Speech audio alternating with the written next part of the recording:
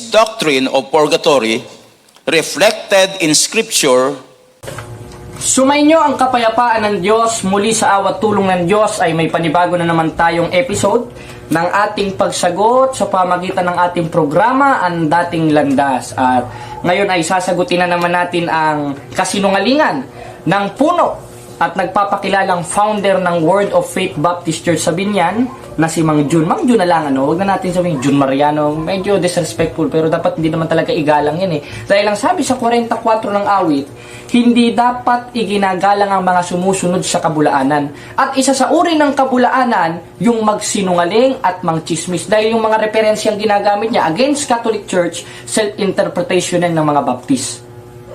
At mga haka-haka nila, mga paratang nila sa simbahang Katoliko dahil hindi nila alam ang katotohanan na nasa simbahang Katoliko. Dahil yung katotohanan na yon ang magpapalaya sa atin, kaya hindi sila makalaya dahil hindi nila tinatanggap. At bago natin sila sagutin, ay mayroon tayong good news. Dahil si Bonnie Adolfo na dating pastor ng Baptist ay bumalik na sa simbahang Katoliko. Just imagine, mga kapatid, mga kababayan, pastor ng Baptist. O yung mga alagad ni John, tingnan nyo ha, magaling pa kay John Mariano ito. Ilang years ng pastor ng Baptist, bumalik sa simbahang Katoliko. At bago natin sagutin ang kanyang mga paratang ni John Mariano, ay panoodin natin ang ating short interview kay kapatid na Bonnie Adolfo na pastor dati na ngayon ay kaanib na sa simbahang Katoliko. Panoodin natin mga kapatid. Yan mga kapatid, kasama natin ngayon si Bro Bonnie Adolfo na dating Baptist na ngayon ay bumalik sa simbahan, at ang nakakamangha pa dito ay dati siyang pastor ng Baptist. Kaya bro, pwede mo bang ikwento kung paano ka naging pastor dyan at ano ang mga naging dahilan kung bakit ka umalis at bumalik ka sa simbahang Katoliko? Una, magandang gabi sa ating lahat at salamat sa Panginoon. Nakabalik ako dito sa tunay na simbahan na itinatag ng ating Panginoong Jesucristo. Almost 2,000 years ago. Bumalik po ako sa Katoliko dahil hindi po sa binabayaran ako. Sabi ng iba, binabayaran daw ako, magkano daw ang offer, bakit daw ako bumalik? Bumalik ako sa simbahang Katoliko. Ito ay tutuhanin ko po at tutuhanin po natin. Wala pong halong kasinungalingan po ito. Dahil po sa totoong aral. Kasi po, ang Katoliko nagtuturo po ng tamang aral. Amen. May maraming ebidensya, hindi lang po Biblia, mayroon po mga ebidensya. Ang Protestante, kami dati, Bible alone lang kami. Paano kami maging totoo na naging Bible alone lang kami? Especially kami mga Baptist, Bible alone lang kami. Ayaw namin ng history. Bible lang talaga kasi sa aming simbahan, yung salitang Baptist, may meaning yan eh. Yung B dyan is biblical authority. Dapat daw ang authority namin is Biblia, nasa Biblia. Pero bro, dati kang pastor dyan, bale, ilang taon ka naging pastor dyan sa bro, sa Baptist? 9 years. 9 years bro. Grabe, kumbaga ikaw ang isinusoga ng mga pinakapamunuan. Anong pangalan nung bro? Anong pangalan nung pinaka denomination nyo ng Baptist? Independent Baptist kami. Independent Baptist. Kasi ngayon mayroong mga nagsilita kasi pero kagaya lang, pareho lang ng Bible Bap yung practice. Pare-parehas lang ng pero may iba-iba lang pangalan.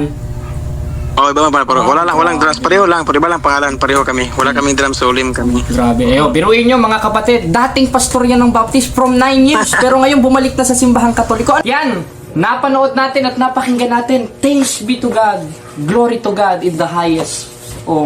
Papuri sa Diyos sa kaitaasan sapagkat isang pastor ng Baptist bumalik na sa simbahang Katoliko. At kaya ngayon, magpatuloy tayo sa ating program. Pinakita lang natin sapagkat, biro mo pastor, kung sila nakakakuha ng mga miyembro sa simbahang Katoliko, never ang pare.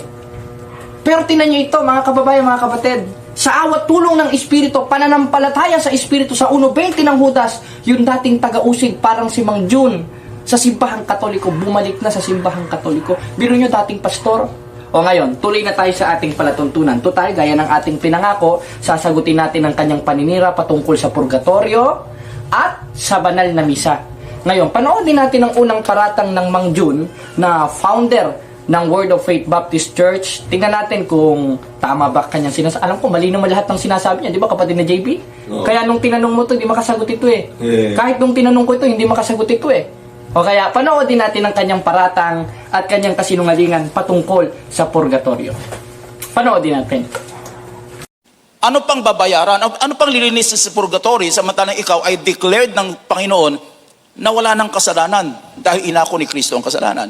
Bakit may purgatorio po para maglinis ng kasalanan mo? You see? So sinisira ng turo tungkol sa purgatorio yung kahulugan ng kaligtasan na tinuturo ng Biblia. Yan, at napanood natin, sabi, ba't ka pa kailangan ng purgatorio? Wala ka ng kasalanan. Wala ka ng kasalanan. Yung sinabi niyang termino na iniligtas ka na ng Diyos, tinubos ka na ng Diyos sa mga kasalanan mo, tama yun. Pero hindi pwedeng hindi ka magkakasala. Dahil kahit matwid ka, ano ba definisyon ng matwid sa Biblia? 1:6 ng Lucas, at sila'y kapwa matwid sa harapan ng Diyos na nagsisilakad na walang kapintasan sa mga utos at palatuntunan ng Panginoon. Ibig sabihin, ayon sa Biblia, kahit matwid ka, at ang definisyon ng matwid sumusunod sa utos ng Diyos, may possible ka pa rin magkasala. 7:20 ng Ecclesiastes, tunay na walang matwid sa lupa na gumagawa ng mabuti at hindi nagkakasala. Anong definisyon ng matwid? Sumusunod sa utos ng Diyos. Sino ba yung may mga karapatang sumunod sa utos ng Diyos? Yung tinanggap ang ating Panginoon Kristo sa gawat katotohanan. Hindi gaya ng Word of Faith Baptist Church. Dahil ang pagsampalataya kay Kristo, John 3:16, nasasambitin mo sa iyong bibig yung may tutuparin kang utos. Bakit? 12:48 ng 1, dahil ang pagtatakwil kay Kristo, pagtatakwil sa aral ni Kristo. At hindi porkit tinanggap mo na si Kristo, hindi ka na pwedeng magkasala. Tama, tinubos ang unang ating mga kasalanan. Tinubos tayo sa kamatayan, at yung kamatayan na yun, yung pagpapakabuyaboy sa kalayawan, ayon mismo sa unang Timoteo. Pero hindi pwedeng hindi ka magkasala, gaya ng aral ni John Mariano. Dahil pag sinabi mong wala kang kasalanan, pinatunayan mo na wala ka sa katotohanan. 2:18 o sa 1:8 ng unang 1, ganito ang ating masasabi at mababasa. Kung sinasabi natin na tayo walang kasalanan, parang si June, kasi wala na daw sila kasalanan, ay dinadaya natin ang ating sarili at ang katotohanan ay wala sa ating. Kapatid na JB, sagot, sinabi ba ni June Mariano na wala na silang kasalanan? Bro, malinaw eh. Ngayon, ayon kay Apostol Juan, yung mga nagsasabi ba na wala na silang kasalanan sa 1:8 ng unang 1, dinadaya ba sarili nila? Dinadaya. O kaya si June Mariano, dinadaya ba sarili niya? Dinadaya ko. Mga miyembro ba, dinadaya? Kasama na. O kaya sinasabi niya, paano wala na tayong kasalanan? Wala kasalanan. Lahat ng tao nagkasala. 5:12 ng Roma, kaya nga kayo nagbabautismo para hanguin yung kasalanan eh. Ngayon, pag namatay ka, may kasalanan kang kaunti kasi nagkakasala ka. Tama yun, tinubusan ni Kristo kasalanan mo, yung unang kasalanan mo, yung original sin mo sa pamagitan ng pagtanggap sa sakramento ng bautismo sa 22:16 ng gawa. Pero hindi pwedeng hindi ka magkasala. Magkakasala at magkakasala ka. Kaya halimbawa, namatay ka, meron kang kasalanan na venial. Hindi alam ni June Mariano yan. Hindi alam ng Word of Faith Baptist Church yan. Dahil sa Biblia, dalawa ang klase ng kasalanan. May kasalanang ikamamatay at may kasalanang hindi ikamamatay. Basahin natin ang 5:16 ng unang 1. Ganito ang ating mababasa. Pakinggan nyo mga kapatid. Kung makita ng sino man na ang kanyang kapatid ay nagkakasala ng kasalanang hindi ikamamatay, may hindi ikamamatay na kasalanan, ay idalangin siya at bibigyan siya ng Diyos ng buhay na ukol sa mga nagkakasala ng hindi ikamamatay. May kasalanang ikamamatay at hindi tungkol dito sinasabi ko na idalangin niya. Ibig sabihin, sa Biblia, dalawa po ang klase ng kasalanan. May kasalanang ikamamatay, may kasalanang hindi ikamamatay. Namatay ka, nagkasala ka ng kasalanang hindi ikamamatay, kasalanan pa rin yun. Makakapasok ka ba sa langit? Hindi, dahil yung kasalanan, dumi yun. Basahin natin dito sa isang talata, sa Apokalipsis o sa Pahayag 21:27, ganito ang ating mababasa. In King James Version, nothing unclean shall enter in heaven. Ibig sabihin, ayon mismo kay Juan Evangelista, lahat ng marurumi, kahit maliliit, hindi makakapasok sa langit. Ano ba yung uri ng karumihan? Yung kasalanan. Ano ba yung klase ng kasalanan? May kasalanang ikamamatay, may kasalanang hindi ikamamatay. Nagkasala ka ng kasalanang hindi ikamamatay. Nagkasala ka ng venial sin, namatay ka, saan ang diretso mo? Hindi ka naman pwede makadiretso sa langit. O kung kay pastor ka maniniwala, impyerno ka na. Hindi nila kasi alam na sa Biblia, dalawa ang klase ng kasalanan. May venial, may mortal. May ikamamatay, may hindi ikamamatay. Ngayon, pag nagkasala ka, namatay ka ng kasalanang hindi ikamamatay, makakapasok ka ba sa langit? Hindi. Sa papaanong paraan ka makakapasok? Ayon mismo dito, kay Juan Evangelista sa 5:16 ng unang 1, Kung makita ng sino man ang kanyang kapatid nagkakasala ng hindi ikamamatay, idalangin niya sa pamamagitan ng pananalangin during Mass. 2:1 ng unang Timoteo, ibig ko sana kayo'y manaing manalangin mamagitan pasalamat tungkol sa mga tao sa pamamagitan ng purgatorio. Dahil yung word na purgatory is a cleansing fire. Biblical ba ito? Sinasabi ni John Mariano, hindi daw biblical. Hindi ka lang marunong magbasa ng Biblia, pinipili mo lang. Basahin natin sa 1 Corinthians 3:13 verse 15, He himself will be saved but only as fueled fire. Ibig sabihin, maliligtas tayo sa pamamagitan ng apoy. At yung apoy na yun is a cleansing fire na siyang konteksto ng purgatorio. Sa papaanong paraan? Sa pamamagitan ng pananalangin sa ating Panginoon Diyos at pamamagitan ng mga santos o tinatawag na intercession of the saint. Kaya sinasabi niya, sinisira daw ng script, sinisira daw ng purgatorio yung sinasabi sa scriptures. Mali, ikaw ang sumisira dahil self-interpretation ang ginagawa mo. Dahil unang-una, wala ka namang karapatang magpaliwanag ng Biblia. Isinugo ka ba ng Diyos? May connection ba kayo sa mga apostoles? 1609 lang kayo sumulpot sa pamamagitan ni John Smith na nagtayo ng Baptist Church. Iklinim nyo, panahon pa lang nila Juan Bautista, simula nang magbautismohan si Kristo, doon nag-umpisa ang Baptist Church. Wala, dahil hindi naman iglesia yun eh. Pagbabautismo kay Kristo yun. At hindi Baptist Church si Kristo o Word of Faith Baptist Church dahil wala naman mababasa sa Biblia nun. Ngayon, nasagot ba natin ang unang paratang niya na sinisira daw ng purgatorio ang sinasabi sa scriptures? Hindi, siya ang sumisira. Dahil pagpaliwanag niya, magkakaroon ng kontradiksyon sa Biblia. Kaya kailangan natin ng paliwanag at interpretasyon ng simbahan. Interpretasyon kung saan nanggaling ang Biblia at yun ang simbahang Katoliko. Dahil ang purgatorio is a cleansing fire na sa pamamagitan nun ay maliligtas tayo at mahahango tayo sa pamamagitan ng mga nagawa nating kasalanan. Dahil mayroon kasalanang ikamamatay, may kasalanang hindi ikamamatay, sa pamamagitan ng pananalangin at bibigyan ka ng Diyos ng buhay na ukol sa nagkakasala ng hindi ikamamatay. May kasalanang ikamamatay, hindi tungkol dito, sinasabi ko na idalangin niya. At yun yung kasalanan na pag tinanggap mo si Kristo, alam mo nang mali, ginawa mo pa rin. That is a mortal sin. Yun ang idediretso sa iyo sa impyerno. Kaya nasagot na natin ang unang palatang niya, maniniwala pa ba tayo sa kanya? Hindi. Katunayan, halos lahat ng mga pastor na nakausap natin, yan ang argumento eh. Iglesia ni Cristo ni Manalo. Nagagalit sila sa Iglesia ni Cristo ni Manalo, pero kinopya nila yung argumento ng Iglesia ni Manalo na paninira patungkol sa purgatorio. Ngayon, meron pa siyang isang sinasabi, nagpapatawa pa sa mga miyembro. Tingnan nyo kamangmangan mga kapatid, mga kababayan ha. Tingnan nyo ha, panoodin natin. Doctrine of purgatory reflected in Scripture. Nasa Scripture na yun, wala naman. Ha? Yan, at napanood nyo, tumatawa. Makikita mo kamangmangan ng pastor na ito. Binasa niya ang Aklat Katoliko, pinuputol. Galing siguro sa Google o galing sa maling interpretasyon ng mga pastor. Nakalagay, the concept of purgatory is reflected to the scriptures. Ang sabi ni John Mariano, tumawa pa no? Dos-dos ng Ecclesiastes, aking sinabi tungkol sa tawa, ito'y ulul. Kaululan yan. Hindi ko naman sinasabing ulul ka. Pero sa ginagawa mo, nagmumukhang ulul ka. Anong sabi? Maliwanag na maliwanag. Wala daw sa Biblia ang purgatorio. Wala naman talaga kung maghahanap ka ng word na purgatorio sa Tagalog na Biblia na yan ang ginagawa ng mga tangang protestante. Kaya tanga ang naghahanap ng letra por letra ang purgatorio na hindi naman originated ng word na purgatorio sa hinahanap nilang Biblia. Because the word purgatory originated, translated in Latin. Maghahanap ka ng Latin sa Tagalog, tanga ka. Pero hindi ko sinasabing ikaw. Maghahanap ka ng purgatorio sa King James Version, ang purgatorio hindi naman English. That's originated in Latin, mas tanga ka. Pero hindi ko sinasabing ikaw. Pero kung tatanggapin mo na yun ang argumento mo, tanga ka. Di ba, kapatid na JP? Ngayon, biblical ba ang word na purgatorio? Tumatawa pa siya. Pakinggan natin at basahin natin dito sa i-flash natin sa screen kung biblical ba ang word na purgatorio. Basahin niyo na mga kapatid ha. Tignan nyo mga kapatid kung gaano kamangmang ang mga pastor na ito. Mga.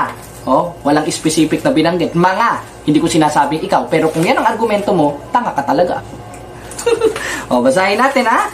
Dito sa La Sagrada Biblia, ganito ang ating mababasa kung saan originated, translated ang word na purgatorio because that is a Latin word. Nakalagay, basahin natin sa screen. Jun, basahin mo ha, para matuto ka. May tuturo ka na naman sa susunod na linggo. A los tales predigo mucho el tiempo espíritu de Cristo por boca Denueque doro la pabración del arca el Padre se entiende por espíritus, almas y por purgatorio. Letra por letra. Anong sabi niya? Wala doon sa Biblia purgatorio. Yung unang Pedro ba? 3:19. Kabilang ba't kasama ba sa Biblia yan? Sagot. Kabilang, bro. Na yung kabilang sa Biblia, anong nabasa natin sa Spanish Bible? Purgatorio ba? Hindi. Purgatorio. Saan natin nabasa? Sa unang Pedro. Saan ba kabilang ang unang Pedro? Sa Biblia. Nasa Biblia purgatorio. Nasa Biblia. Ang konsepto ba ng purgatorio na piniliwanag natin? Nasa Biblia ba? Nasa Biblia din. Kaya, yung mga nagsasabi na mga tao't pastor na wala daw purgatorio sa Biblia, tanga ba? Tanga-tanga. O, hindi natin sinasabi siya. Pero kung yun ay aangkinin niya, paninindigan niya, tanga talaga siya. Spell tanga, kapatid na JB. T-A-N-G-A. Paano dito? Lapit ka sa camera. Ano, spell tanga? T-A-N-G-A. Yung naghahanap ng word, halimbawa, naghahanap ng, kasi yung word na purgatorio, Spanish, di ba, kapatid ni JB? Oo. Naghahanap ng Spanish sa English Bible at sa Tagalog Bible, ang tawag doon. Napakatanga naman. Pero di natin sinasabing siya. Oo. Pero kung yun ang argumento niya na nakikita natin, tanga talaga siya. Okay, yun. Meron pa siyang isang paratang sa misa naman. Ako, ay, naku, June. Ang hina mo naman. Magagaling pa sa iyong pastor sa Cebu. O sige, i-play na natin mga kapatid. Ng misa. So ang tagapagligtas pala ay yung pagmimisa mo na walang-wala sa Biblia. Okay? At yan, napanood natin na naman ng chismis. O, okay lang naman sana, kapatid na JB, kung babae ka, magchichismis ka, di ba? O, pero pag lalaki ka, nang chichismis ka, siguro bayot, ano? Pero di ko sinasabing bayot siya. Hindi rin natin sinasabing tanga siya. Mangmang siya. Hindi siya marunong sa Biblia, hindi siya marunong sa aral ng Katoliko dahil hindi naman siya... Hindi natin sinasabi yun. Pogi nga siya, pogi, ano? O, ngayon, sabi niya, aral daw ng Katoliko ang misa tagapagligtas. So, mo nabasa sa Catechism of the Catholic Church yun. Ayon sa Catechism of the Catholic Church, there is only one Savior and that Jesus Christ. 2:13 ng Tito, basahin natin mga kapatid, mga kababayan, nahintayin niya ang mapala na pag-asa at pagpapakita ng kaluwalhatian ng ating dakilang Diyos at tagapagligtas na misa. Ganun ba? Walang sa oras lang simba. Tay, nako, tisrosa talaga. Diyos at tagapagligtas na si Jesucristo. Ibig sabihin, ayon mismo sa CCC, Catechism of the Catholic Church, at sa Biblia, iisa lang ang tagapagligtas, hindi ang misa, kundi si Kristo. Ngayon, sa papaanong paraan?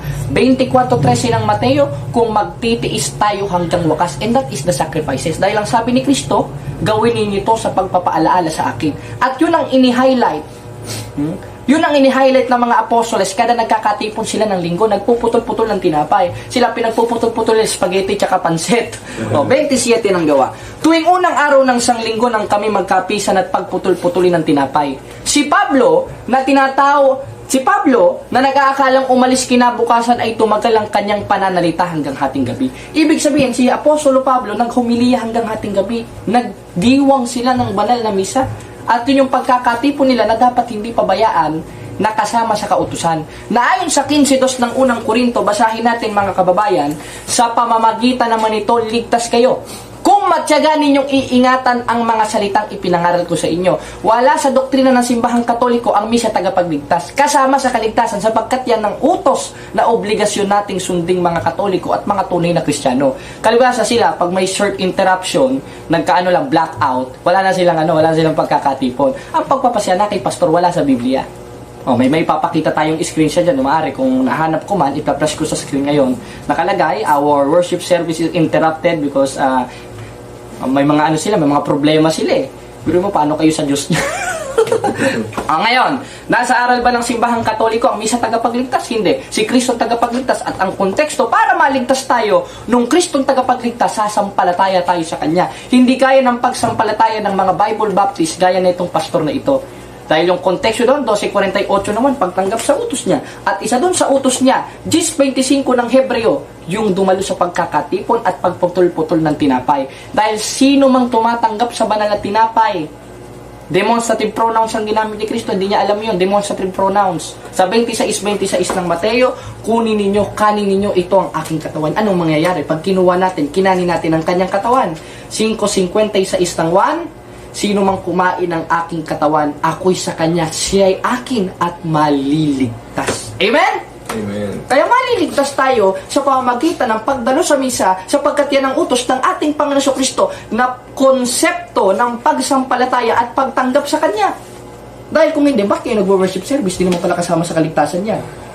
Di ba? Oo. O ba't sila may worship service? Sasabihin nila, hindi naman na kailangan gumawa ng mabuti, hindi na kailangan magsimba para maligtas. Bakit kayo merong simba? Meron kayo pagkakatipon, pera-pera. Kuha. Kaya umalis si Bro Bonnie sa Baptist Church. Dahil ganyan ang nangyayari. Ngayon, may isa pa siyang paratang kapatid na JB. Ngayon, ewan ko kung anong paratang na naman ito sapagkat i-review natin ngayon. Maaring nating i-play sa screen. Panoodin natin, mga kapatid. Ay ang misa ang gagawin. Lalo pa, magbabayad ka. Pag special mass, mga kapatid, magbabayad ka sa simbahan. There is a mass na special, mahalang bayad. Pag ordinary, medyo mura-mura. Sa mga mahihirap, mura-mura na misa.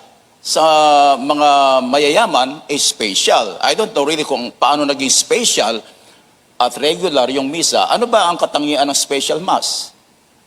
Sa regular mass? Exclusive para sa kanila. No.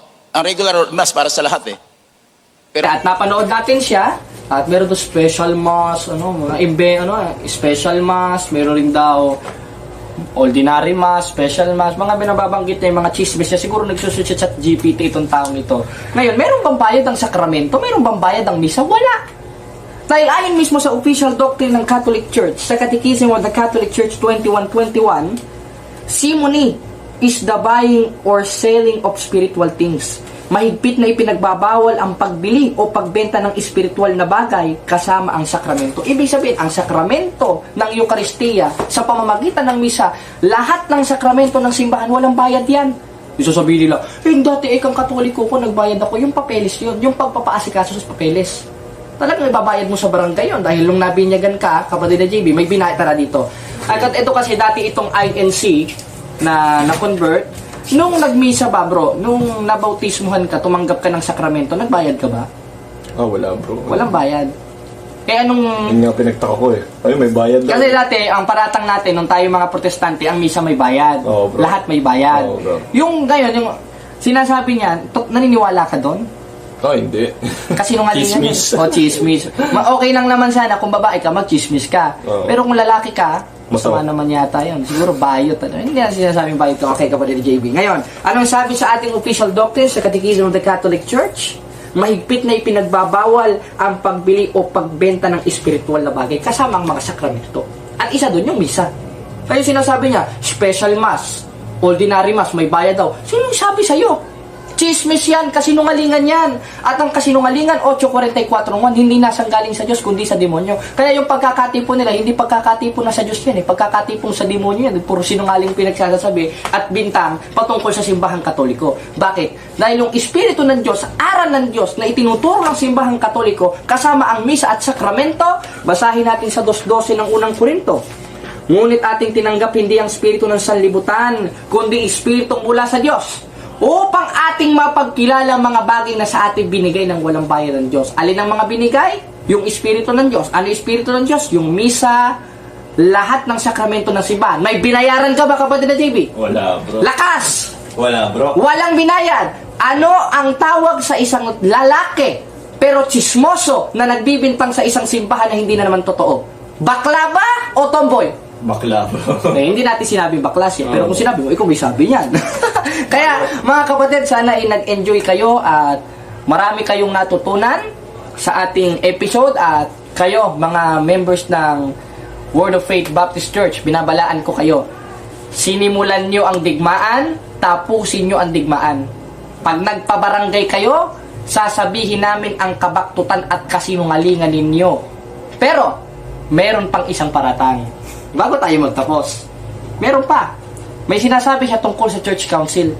Kasi wala sila nun Independent kasi sila, kanya-kanya sila, wala silang pagkakaisa. Panoodin natin ang huling paratang ni John Mariano patungkol sa simbahang Katoliko. Ating panood. Nagde-depend sila sa mga council nila upang pagpasyahan kung ano ang gagawin nila bilang church o hindi. So, ang basihan ng otoridad at pagtuturo, yung council, hindi ang salita ng Diyos. Kung ano mapagdesisyunan doon sa council nila, pinagmitingan na itong dogma natin ito yung totoo sa pagpasyahan natin, ituro natin. You see? So, wala talagang, yung Bible para sa kanila, hindi talaga ito yung basihan of faith and practice ng Christianity. Talagang sila nag-iimbento all throughout the years, habang tumatagal, marami silang Tinira niya ang mga konsilyo ng simbahan, ang otorisasyon ng simbahan. Palibasa, wala sila nun, kaya naiinggit siya. Kasi ang simbahang katoliko lang naman ang binigyan ng otorisasyon ng ating Panginoon Kristo, kaya meron tayong mga konsilyo. 16, 18 hanggang 19 ng Mateo, na anumang ipahintulot mo sa lupa, ipapahintulot sa langit. Anumang kalagan mo sa lupa, kakalagan sa langit. Ano ba purpose ng councils? Yung mag-declare kung ano ang tamang dogma. Ituro ang tamang dogma, gaya ng Santissima Trinidad. O baka naniniwala sila sa Holy Trinity, galing sa Council of the Catholic Church. I-declare yan ng Catholic Church. Di ba? Ang Biblia, galing yan sa mga councils. Ikinumpay dyan ng Catholic Church, pamagitan ng mga church fathers ng Catholic Church. Dahil meron kaming pagkakaisa. Meron kaming otorisasyon na galing sa ating Panginoon Kristo na ibinigay sa kanyang simbahan na anumang ipahintulot sa lupa, ipapahintulot sa langit. Dahil ang mga obispo na nasa konsilyo ay binigyan ng otorisasyon ng ating Panginoon Kristo sa 20:28 ng gawa na pakanin ng kawan. At isa sa uri ng pagpapakanin sa kawan, yung anumang ipahintulot sa lupa, papahintulot sa langit. Palibasa, wala sila nun dahil wala silang koneksyon sa mga apostol. Kaya kine-question niya ang konsilyo. Inggit ka, no? Ay, no. At palibasa kayo, wala kayong pagkakaisa. Merong Bible Baptist Ecclesia, Metropolitan Bible Baptist Church. Meron naman yung Independent Baptist Church. Ngayon naman, ito, lumitaw, itinayo niya, iniregister niya sa Secretary of State Commission, Word of Faith Baptist Church. Ganun dapat ang pagkakabanggit. Kasi, chismoso church. O, di ba? Tama yun. O, bakit? Bakit ko sinasabi ito, mga kapatid? Naninirang puri ba tayo? Hindi. Dahil hindi na pwedeng sirain ang sira. Sila na mismong sumira dun sa sira na sila mismo ang sira. Ngayon, hindi tayo nagbabatay sa Biblia. Kung hindi tayo nagbabatay sa Biblia, ano pinabasa natin? Biblia. Pero dapat matimbang pa rin ang simbahan sapagkat yan ang mystical na katawan ng ating Panginoon Kristo, buhay na katawan ng ating Panginoon Kristo na nagkakaisa ayon mismo sa 4:5 ng Epeso, na ayon sa 3:15 ng unang Timoteo.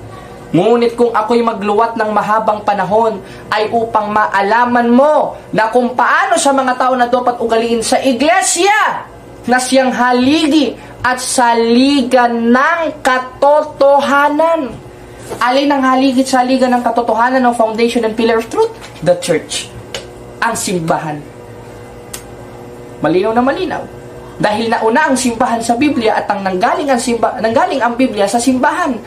Noong year 405 AD sa pamamagitan ng konsilyo ng simbahan. Kaya magpasalamat kayo sa simbahang katoliko, sa konsilyo ng simbahang katoliko, sa ating Panginoon Kristo na nagtayo ng simbahang katoliko. Dahil kung hindi yan nilabas ng simbahang katoliko, wala kayong gagamitin Biblia. Wala siya ng business o wala sanang na-registered na Word of Faith Baptist Church. Kaya mga kapatid, salamat sa Diyos at nasiyahan ako kasi ituloy mo lang. Tingnan natin kung sino lulubog sa kumunoy. Gumagamit ka ng legal actions, ano ikakaso mo?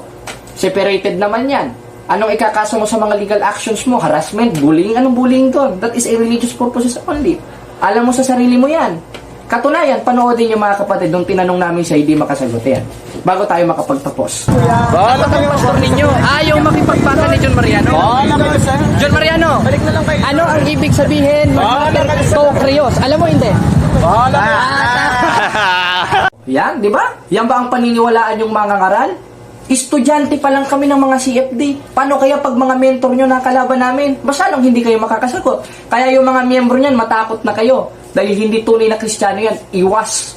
Ang ginagawa, atakihan lang patalikod. Kaya kala nyo ang galing, pero maniwala kayo sa hindi. Pag nakaharap yan ng Catholic Faith Defenders, gaya ko, gaya ni kapatid na JB, gaya ni Noel, at lahat ng Catholic Faith Defenders sa Pilipinas, urong yan. Magmumukhang walang alam yan. Ano ulit yung kapatid na JB? Tanga? Tanga-tanga. O, tanga. Kasi ayon sa 3:3 ng Galacia, urong. Dati siyang Katoliko, ngayon ay bumalik sa kabaktutan. Anong tawag to? Urong, bro. Sa 3:3 ng Galacia, sambayan ng Pilipino. TANGA. Di ba? At napanood nyo, hindi makasagot sa tanong, hindi siya sumasamba kay Kristo na Panginoon. Dahil ayon sa 3:15 ng unang Pedro, bago tayo maghiwa-hiwalay, sabi nga ni John Mariano, sa 3:15 ng unang Pedro, ang karampatang pagsamba o isa sa karampatang pagsamba sa ating Panginoon Kristo, yung handa sa pagsagot. Kaya muli mga kapatid, wala na tayong maraming oras. Simulan nyo. Gaya nga ng sinasabi ko, kayo nag-umpisa ng gera, tapusin ninyo. Hindi naman kayo titigilan hanggat hindi titigilan ng simbahan. Mahampas ko talaga kayo ng tunay na aral. Hanggang dito na lang.